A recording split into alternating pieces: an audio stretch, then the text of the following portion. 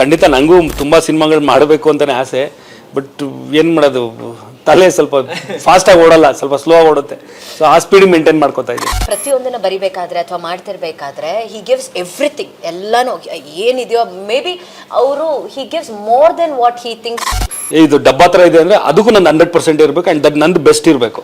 So ನನ್ನ best ಜನಗಳಿಗೆ ಇಷ್ಟ ಆಗಿಲ್ಲ ಅಂತ ಅನ್ಕೋತೀನಿ. ಅವಾಗ ನಾನು ರಾಂಗ್ ಚಾಯ್ಸ್ ಅನ್ಸುತ್ತೆ. ಆ ಸಬ್ಜೆಕ್ಟ್ನ ದಿನಕರ್ ಡೈರೆಕ್ಷನ್ ಮಾಡಬಾರ್ದಿತ್ತೇನೋ, ಯಾಕಂದರೆ ನನ್ನ ಹೆಂಡತಿ ಬರೆದಿದ್ದು ಕತೆ ಅದು. ಆ್ಯಂಡ್ ಫೀಲ್ ಗುಡ್ ಸಿನಿಮಾ ಅದು. ಚರ್ಚೆ ನಾನು ಮಾಡಿಲ್ಲ ಸರ್, ಸೋಷಿಯಲ್ ಮೀಡಿಯಲ್ಲಿ ಬರ್ತಾ ಇದೆ. ಜನ ಅದನ್ನ ನೋಡ್ಬೇಕು, ಆ ಥರ ಸಿನಿಮಾನ ನೋಡಬೇಕು, ಅದ್ರದ್ದು ನೆಕ್ಸ್ಟ್ ವರ್ಷನ್ ನೋಡಬೇಕು ಅಂತ ಆಸೆ ಪಡ್ತಿದ್ದಾರೆ. ಅಂದರೆ ನನ್ನ ಮಗನೇ ಬೆಸ್ಟ್ ಡೈರೆಕ್ಟ್ರು ಅನ್ನೋ ಫೀಲ್ ನಮ್ಮ ಅಮ್ಮ ಯಾವಾಗಲೂ ಇರ್ತಾರೆ. ಸೊ ಏನು ಮಾಡೋಕ್ಕಲ್ಲ, ಎಲ್ಲ ತಾಯಂದಿರಿಗೂ ಅವ್ರ ಮಕ್ಕಳು ದೇ ಆರ್ ದ ಬೆಸ್ಟ್. ಇಬ್ಬರಿಗೂ ಕಾರ್ಯಕ್ರಮಕ್ಕೆ ಸ್ವಾಗತ. Thank you very much. Sir ಹೇಗಿದ್ದೀರಾ ಸರ್? ಸೂಪರ್ ಆಗಿದೆ ಮೇಡಮ್, ನೀವು ಹೇಗಿದ್ದೀರಾ? Good good, thank you. ತುಂಬಾ ವರ್ಷಗಳಂತಾನೆ ಹೇಳ್ಬೋದು, ವರ್ಷಗಳ ನಂತರ ಸರ್ನ ಭೇಟಿ ಆಗ್ತಿದ್ದು ಖುಷಿ ಆಗ್ತಿದೆ ಸರ್. ಅಂದರೆ ನೀವು ಹೇಳಿದ್ರು ತುಂಬ ಜಾಸ್ತಿ ಗ್ಯಾಪ್ ಕೊಟ್ಬಿಟ್ಟು ಸಿನಿಮಾ ಎಸ್ ಸರ್, ನಿಜ ಹೇಳ್ಬೇಕಂದ್ರೆ ತುಂಬಾ ಯಾಕೆ ಸರ್ ಗ್ಯಾಪ್ಗಳು ಯಾಕೆ ಅಂತ. ನಾನು ಸೋಂಬೇರಿ ಅದಕ್ಕೆ. ಹಂಗೆಲ್ಲ ಏನಿಲ್ಲ, ಲೇಟ್ ಬಂದಾಲು ಲೇಟೆಸ್ಟ್ ಬರುವಂಗ. ಇಲ್ಲ ಆ ಥರ ಇಲ್ಲ. ಸ್ವಲ್ಪ ಅದೇ ರೈಟಿಂಗ್ ವಿಚಾರದಲ್ಲಿ one job at a time person ನಾನು. ಸೊ ಒಂದು ಕೆಲಸ ಮಾಡೋಕ್ರೆ ಇನ್ನೊಂದು ಯಾವುದು ಮಾಡಲ್ಲ. ಸೊ ಅದಾದ್ಮೇಲೆ ಒಂದಾದ್ಮೇಲೆ ಮಾಡೋದು. ಸೊ ಅದಕ್ಕೆ ಒಂಚೂರು ಟೈಮ್ ತೊಗೋತೀನಿ. ಮಲ್ಟಿ ಟಾಸ್ಕರ್ ಅಲ್ಲ ನಾನು. ಜೊತೆಯಲ್ಲಿ ನವಗ್ರಹ ಸಾರಥಿ ಅಂತ ಸೂಪರ್ ಡೂಪರ್ ಸಿನಿಮಾ ಕೊಟ್ಟಂತ ನಿರ್ದೇಶಕರು ನೀವು. ಸೊ ಹೆಚ್ಚು ಸಿನಿಮಾಗಳು ಬರ್ಬೇಕು ನಿಮ್ಮಿಂದ ನಮ್ಮ ಇಂಡಸ್ಟ್ರಿಗೆ ಸರ್. ಖಂಡಿತ ನನಗೂ ತುಂಬ ಸಿನಿಮಾಗಳು ಮಾಡಬೇಕು ಅಂತಲೇ ಆಸೆ. ಬಟ್ ಏನು ಮಾಡೋದು, ತಲೆ ಸ್ವಲ್ಪ ಫಾಸ್ಟಾಗಿ ಓಡಲ್ಲ, ಸ್ವಲ್ಪ ಸ್ಲೋ ಆಗಿ ಓಡುತ್ತೆ.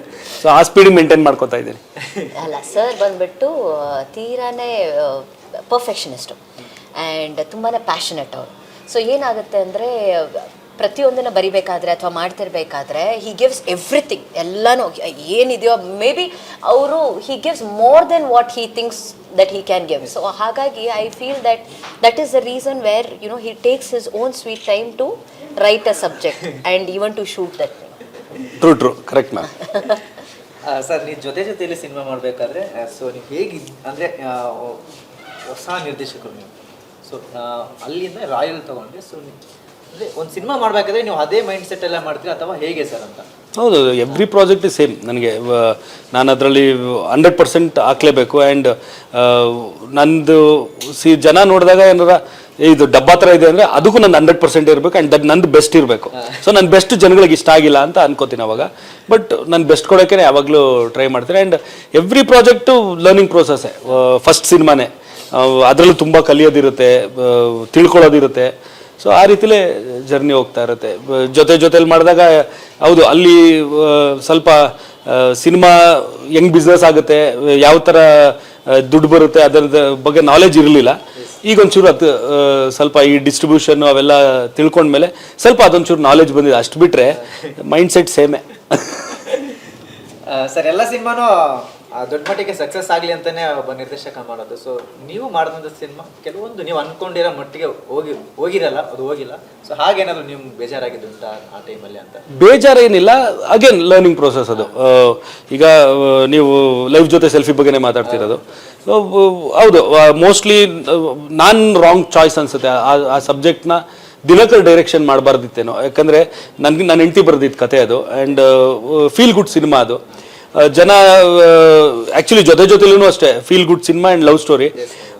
ನಾನು ಆ ಮೈಂಡ್ ಸೆಟ್ಟಲ್ಲೇ ಜನ ನೋಡ್ತಾರೆ ಅಂತ ಅಂದ್ಕೊಂಡೆ. ಬಟ್ ಅದಾದಮೇಲೆ ನವಗ್ರಹ ಸಾರಥಿ ಬಂದಮೇಲೆ ಅದು ಆ ಸಿನಿಮಾಗಳ ಸಕ್ಸಸ್ಸು ಜನ ನನ್ನಿಂದ ಕಮರ್ಷಿಯಲ್ ಸಿನಿಮಾನೇ ಎಕ್ಸ್ಪೆಕ್ಟ್ ಮಾಡ್ತಾರೆ ಅಂತ ಅನಿಸ್ತು. ಸೊ ಅದರಿಂದ ಮೋಸ್ಟ್ಲಿ ಅದು ವರ್ಕ್ ಆಗಿಲ್ಲ ಅನ್ಸುತ್ತೆ. ಅದೇ ನಾನು ರಾಂಗ್ ಚಾಯ್ಸ್. ಆ ಸಿನಿಮಾನ ದಿನಕರ್ ಡೈರೆಕ್ಷನ್ ಮಾಡಬಾರ್ದು, ಆ ಕಥೆನ ಬೇರೆ ಯಾರ ಮಾಡಿದರೆ ಚೆನ್ನಾಗಿ ಹೋಗಿರೋದೇನೋ ಸಿನಿಮಾ. ಸುಮಾರು ಮತ್ತೆ ನವಗ್ರಹ 2 ಬರ್ಬೋದೇನೋ, ಮತ್ತೆ ಇದೆಲ್ಲ ಕೆಲವೊಂದು ತುಂಬ ಚರ್ಚೆ ಆಯಿತು. ಅದೆಲ್ಲ ಮುಂದಿನ ದಿನಗಳಲ್ಲಿ ಅದೆಲ್ಲ ಆಗುತ್ತಾ ಸರ್? ಚರ್ಚೆ ನಾನು ಮಾಡಿಲ್ಲ ಸರ್.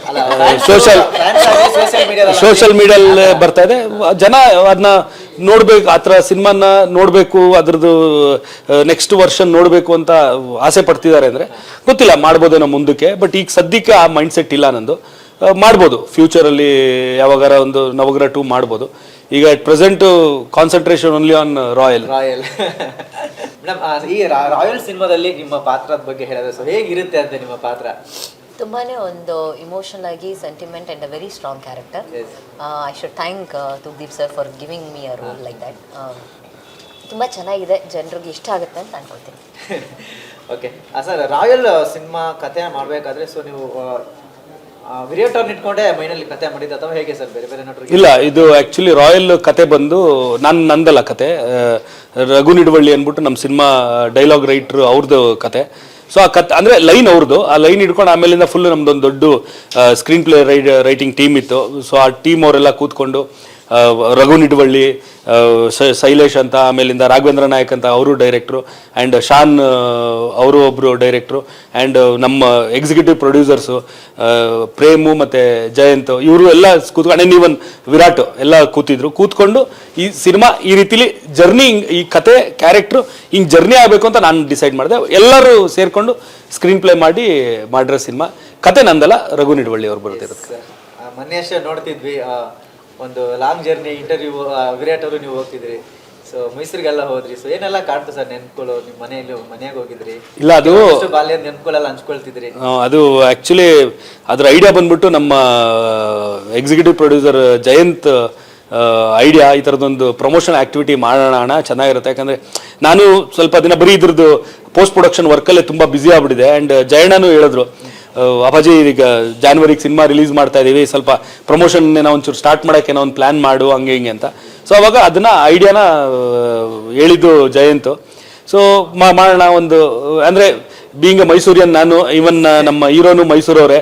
ಸೊ ಇಬ್ರು ರಾಯಲ್ ಸಿನಿಮಾನ ರಾಯಲ್ ಸಿಟಿ ಇಲ್ಲಿ ಇರೋರು ನಾವು ಅದ್ರ ಬಗ್ಗೆ ಮಾತಾಡೋಣ ಅಂತ ರಾಯಲ್ ಟು ರಾಯಲ್ ಸಿಟಿ ಅಂತ ಟೈಟ್ಲ್ ಇಟ್ಬಿಟ್ಟು, ಆ ಟೈಟ್ಲೂ ನಮ್ಮ ಜಯಂತ್ದೇನೆ.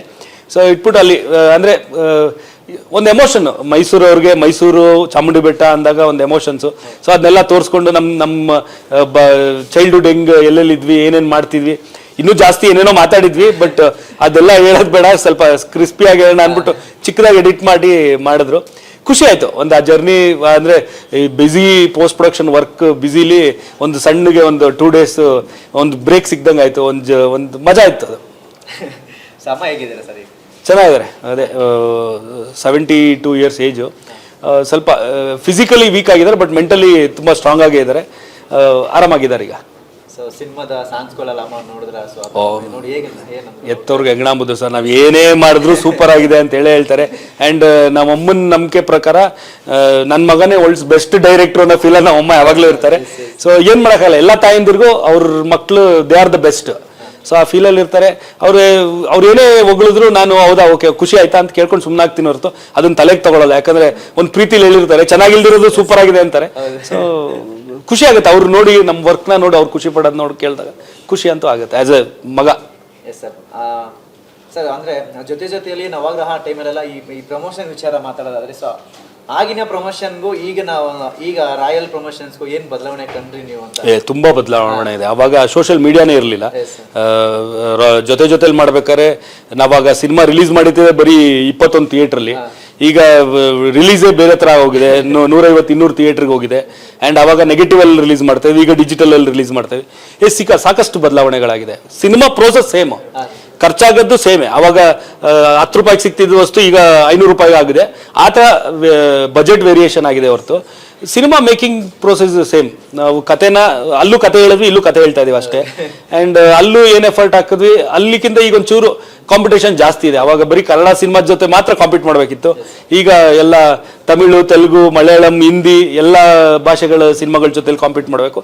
ಸೊ ಆ ಕಾಂಪಿಟೇಷನ್ ಜಾಸ್ತಿ ಆಗಿದೆ, ಬರೀ ಕನ್ನಡ ಸಿನಿಮಾಗಳ ಜೊತೆ ಮಾತ್ರ ಅಲ್ಲ.